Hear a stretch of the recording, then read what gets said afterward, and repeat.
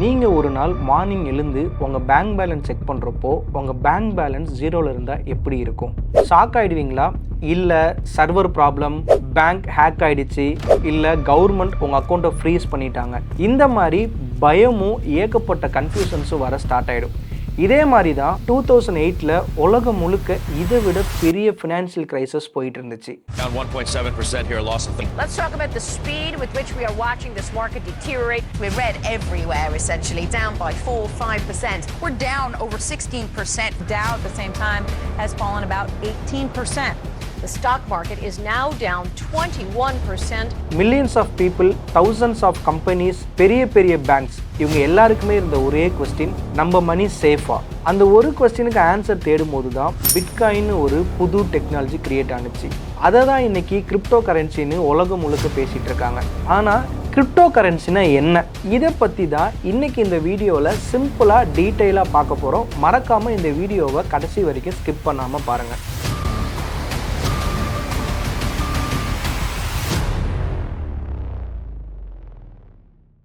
Crypto currency பற்றி தெரிஞ்சுக்கிறதுக்கு முன்னாடி இந்த மணியோட ஸ்டோரி பற்றி ஃபஸ்ட்டு நம்ம தெரிஞ்சுப்போம். 5000 இயர்ஸ் பேக் இப்போ இருக்கிற அட்வான்ஸ்டு டெக்னாலஜி அப்போ எதுவுமே கிடையாது. இப்போ இருக்கிற இந்த மணி சிஸ்டம் மாதிரி அப்போ எதுவுமே கிடையாது. ஸோ அப்போ இருக்கிற மக்கள் எதை பயன்படுத்தி ஒரு பொருளை வாங்கவோ விற்கவோ செஞ்சுருப்பாங்க அப்படிங்கிறத ஃபஸ்ட்டு நம்ம தெரிஞ்சுப்போம். ஸோ அந்த காலகட்டத்தில் பார்ட்டர் சிஸ்டம் அப்படிங்கிற ஒரு மெத்தடை யூஸ் பண்ணி தான் இங்கே வணிகம்ங்கிறது நடந்துச்சு. அதாவது பார்ட்டர் சிஸ்டம்ங்கிறது பண்டம் மாற்றும் முறை. ஒரு எடுத்துக்காட்டுக்கு சொல்லணும்னா, என்கிட்ட அரிசி இருக்குது, என்னோட நண்பர்கிட்டையோ எனக்கு தெரிஞ்ச ஒரு நபர்கிட்டையோ வேறு ஏதாவது ஒரு பொருள் இருக்குது அப்படின்னா அந்த பொருளை அவர் என்கிட்ட கொடுத்து அவருக்கு தேவைப்படுற அரிசியை என்கிட்ட இருந்து வாங்கிப்பார். இந்த மாதிரி மெத்தடை யூஸ் பண்ணி தான் அப்போ இருக்கிற மக்கள் எல்லாருமே அவங்களோட ட்ரேட் பண்ண ஆரம்பித்தாங்க. ஆனால் இதில் நிறைய டிஸ்அட்வான்டேஜஸ் இருந்துச்சு. என்ன டிஸ்அட்வான்டேஜ்னா, ரெண்டு பேருக்குமே சேம் டைம் இன்ட்ரெஸ்ட் இருந்தால் மட்டும்தான் அங்கே அந்த ட்ரேடே நடக்கும். இல்லை இன்னொருத்தருக்கு தேவைப்படுற பொருள் இன்னொருத்தருக்கு இல்லை அப்படின்னா அந்த இடத்துல அந்த ட்ரேட் நடக்காது. ஸோ ரெண்டு பேருக்குமே சேம் டைம் இன்ட்ரெஸ்ட் இருக்கிற கான்செப்டை எக்கனாமிக்ஸில் என்ன சொல்லுவாங்கன்னா டபுள் கோ இன்சிடென்ஸ் ஆஃப் வான்ஸ்ன்னு சொல்லுவாங்க. அதுக்கப்புறம் இந்த பார்ட்டர் சிஸ்டமில் நிறைய டிஃபிகல்டிஸ் இருந்தனால மக்கள் எல்லாருமே என்ன பண்ணுறாங்கன்னா காயின்ஸ் யூஸ் பண்ண ஆரம்பித்தாங்க. அதாவது gold coin, silver coins, copper coins use பண்ண ஆரம்பித்தாங்க. அதுக்கப்புறம் இந்த சிஸ்டமும் அப்கிரேட் ஆகி ஒரு கண்ட்ரியோட கவர்மெண்ட்டும் என்ன பண்ணாங்கன்னா கரன்சி அப்படிங்கிற ஒரு சிஸ்டமை கொண்டு வந்தாங்க. இப்படி தான் மணிங்கிற ஒரு விஷயம் எவால்வ் ஆக ஸ்டார்ட் ஆனிச்சு. இங்கே உங்ககிட்ட நான் ஒரு கொஸ்டின் கேட்குறேன். லாஸ்ட் 1 வீக்கில் நீங்கள் எத்தனை டைம் ஃபிசிக்கல் கேஷை யூஸ் பண்ணீங்க? கொஞ்சம் யோசிச்சு தான் நம்மளே ஆன்சர் பண்ணுற மாதிரி இருக்கும். ஏன்னா இன்றைக்கி நம்ம யூஸ் பண்ணிகிட்டு இருக்கிறது கூகுள் பே, ஃபோன்பே, அதாவது யூபிஐ சிஸ்டம்ஸ் மூலியமாக தான் நம்மளோட டிரான்சாக்ஷன்ஸ் எல்லாமே பண்ணுறோம். அதுக்கப்புறம் கிரெடிட் கார்டு, டெபிட் கார்ட்ஸை யூஸ் பண்ணி இன்டர்நெட் பேங்கிங்கை யூஸ் பண்ணி தான் நம்மளோட பணம் பரிமாற்றத்தை எல்லாத்தையுமே நம்ம இன்றைக்கி பண்ணிகிட்டு இருக்கோம். இப்போது உங்களுக்கு ஒரு கேள்வி வரும், நம்ம யூஸ் பண்ணுற பணம் ஆக்சுவலி டிஜிட்டலாக தானே இருக்குது? ஆக்சுவலி அது உண்மை இல்லை. இந்த சிஸ்டம்ஸ் எல்லாமே என்ன பண்ணுன்னா உங்கள் மணியை டிரான்சாக்ஷன் பண்ணுறதுக்காக ஒரு டிரான்சாக்ஷன் டூலாக தான் இந்த இடத்துல ஆக்ட் பண்ணிட்டு இருக்கோம். அப்போது இந்த டிரான்சாக்ஷன் ரெக்கார்ட்ஸ் எல்லாமே யார்கிட்ட இருக்கும்? கூகுள் பே கிட்ட இருக்குமா, ஃபோன்பே கிட்ட இருக்குமானா கிடையாது. இந்த டிரான்சாக்ஷன் சிஸ்டம் ரெக்கார்ட்ஸ் எல்லாமே உங்களோட பேங்கோட சர்வரில் தான் இருக்கும். 2008 அமெரிக்காவில் வேர்ல்டு ஹிஸ்ட்ரியிலேயே பிக்கெஸ்ட் ஃபினான்ஷியல் கிரைசிஸ் நடந்தது. ஹவுசிங் மார்க்கெட்டே கொலாப்ஸ் ஆனது, பேங்க்ரப்ட் ஆனது. Layman brothers 158 years old bank September 15, 2008ல் கம்ப்ளீட்டாக கொலாப்ஸ் ஆனது. மில்லியன்ஸ் ஆஃப் பீப்புள் அவங்களோட ஜாபை லூஸ் பண்ணாங்க. எல்லா பீப்புளுமே அவங்க சேவிங்ஸையும் லூஸ் பண்ணாங்க. கவர்மெண்ட்ஸ் பேங்க்ஸை சேவ் பண்ணுறதுக்காக $பில்லியன் ஸ்பெண்ட் பண்ணாங்க. அப்போது சில ப்ரோக்ராமர்ஸ் யோசிச்சாங்க, மணிக்கு பேங்க்ஸ் கண்டிப்பாக வேணுமா? இமெயில் அனுப்புகிற மாதிரி இன்டர்நெட் மூலியமாக மணியை நம்ம ஏன் டிரான்ஸ்ஃபர் பண்ண முடியாது?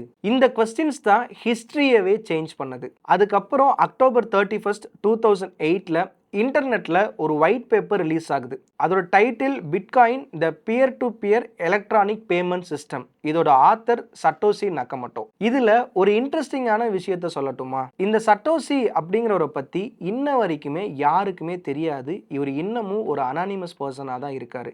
இவர் ஒரு சிங்கிள் பர்சனா இல்லை குரூப் ஆஃப் டீமா, இல்லை இவர் மேலா இல்லை இவர் ஃபீமேலா, நோபடி நோஸ். ஆனால் அவங்க பப்ளிஷ் பண்ண அந்த 9 பேஜ் ரிசர்ச் பேப்பர் தான் இந்த வேர்ல்டோட ஃபினான்ஷியல் ஹிஸ்ட்ரியவையே மாற்றிடுச்சு. இங்கே தான் கிரிப்டோன்னு ஒரு வேர்டு உருவானது. கிரிப்டோனா கிரிப்டோகிராஃபி அப்படிங்கிற ஒரு மெத்தட் மூலியமாக தான் இது வந்து கிரியேட் பண்ணாங்க. சிம்பிளாக சொல்லணும்னா சீக்ரெட் மெசேஜை சேஃபாக ப்ரொடெக்ட் பண்ணக்கூடிய ஒரு சயின்ஸ் தான் இந்த கிரிப்டோகிராஃபி. எக்ஸாம்பிளுக்கு நம்ம எல்லாருமே வாட்ஸ்அப் யூஸ் பண்ணுறோம். நீங்கள் உங்கள் ஃப்ரெண்டுக்கு வாட்ஸ்அப்பில் ஒரு மெசேஜை சென்ட் பண்ணுறீங்க. அதில் மிடில் மேன் யாராவது ஒருத்தவங்க நீங்கள் என்ன மெசேஜ் உங்கள் ஃப்ரெண்டுக்கு சென்ட் பண்ணுறீங்க அப்படிங்கிறத வந்து பார்க்க முடியுமா அப்படின்னா கண்டிப்பாக முடியாது. ஏன்னா அது ஒரு என்கிரிப்டட் டெக்னாலஜியில் டெவலப் பண்ண ஒரு சிஸ்டம். இந்த என்கிரிப்டட் சிஸ்டம் இந்த கிரிப்டோகிராஃபிங்கிற டெக்னாலஜியை யூஸ் பண்ணி தான் கிரியேட் பண்ணியிருப்பாங்க. ஸோ அதே மாதிரி தான் இப்போ நம்ம யூஸ் பண்ணிட்டு இருக்க ஆன்லைன் பேங்கிங், ஏடிஎம்ஸ், அதுக்கப்புறம் இன்டர்நெட்டோட பாஸ்வேர்ட்ஸ், இது எல்லாமே வந்து செக்யூர்டாக இந்த கிரிப்டோகிராஃபிங்கிற டெக்னாலஜியை யூஸ் பண்ணி தான் இன்றைக்கி எல்லா விஷயத்தையும் செக்யூர் பண்ணிட்டு இருக்காங்க. ஆனால் இதை விட பவர்ஃபுல் மேத்தமெட்டிக்ஸை யூஸ் பண்ணி கிரியேட் பண்ணது தான் பிட்காயின். ஸோ கிரிப்டோ கரன்சினா என்ன? கிரிப்டோ கரன்சினா இன்டர்நெட்டில் எக்ஸிட் ஆகிற, கவர்மெண்ட் பிரிண்ட் பண்ணாத, பேங்க்ஸ் கண்ட்ரோல் பண்ணாத, கிரிப்டோகிராஃபி யூஸ் பண்ணி செக்யூர் பண்ணுற ஒரு டிஜிட்டல் மணி தான் கிரிப்டோ கரன்சி. ஒரு எக்ஸாம்பிள் பார்க்கலாம் கிரிப்டோ கரன்சி எப்படி ஃபங்க்ஷன் ஆகுங்கிறது. இப்போ நீங்கள் உங்கள் ஃப்ரெண்டுக்கு மணி அனுப்பணும்னா நார்மலாக யூபிஐ யூஸ் பண்ணி அனுப்புவீங்க. நீங்கள் உங்கள் அக்கௌண்ட்லேருந்து உங்கள் ஃப்ரெண்டோட யூபிஐ நம்பர் வாங்கி அவங்களுக்கு அந்த பேமெண்ட்டை வந்து சென்ட் பண்ணிடுவீங்க. இங்கே நீங்கள் அனுப்பின மணி உங்கள் ஃப்ரெண்டுக்கு ரிசீவ் ஆகிருக்கும். நடுவில் பேங்க்ஸும் ஆர்பிஐ சிஸ்டமும் என்ன பண்ணுன்னா நீங்கள் அனுப்பின டிரான்சாக்ஷன் வந்து வேலிடேட் பண்ணும். ஆனால் பிட்காயின் இப்போ வந்து நீங்கள் அனுப்புறீங்கன்னா, இப்போ நான் என்னோடய ஃப்ரெண்டுக்கு அனுப்புகிறேன் அப்படின்னா நடுவில் எந்த ஒரு மிடில் மேனும் இருக்க மாட்டாங்க. ஸோ இதுதான் கிரிப்டோ கரன்சிக்கும் நார்மலாக நம்ம யூஸ் பண்ணுற மணிக்கும் இருக்கக்கூடிய டிஃப்ரென்ஸ். இப்போது ஏன் உலகம் முழுக்க இருக்கிற மக்கள் எல்லாருமே கிரிப்டோ கரன்சியை பற்றி பேசிகிட்டு இருக்காங்க? 2008 to 2010 பிட்காயினோட வேல்யூ ஆல்மோஸ்ட் 0. 2017 தான் இந்த பிட்காயினுக்கு உலகம் முழுக்க ஒரு பெரிய அட்டென்ஷனே கிடைக்க ஸ்டார்ட் ஆகுது. 2020 பெரிய பெரிய இன்ஸ்டிடியூஷன்ஸ் எல்லாமே இந்த பிட்காயினில் இன்வெஸ்ட் பண்ண ஸ்டார்ட் ஆனாங்க.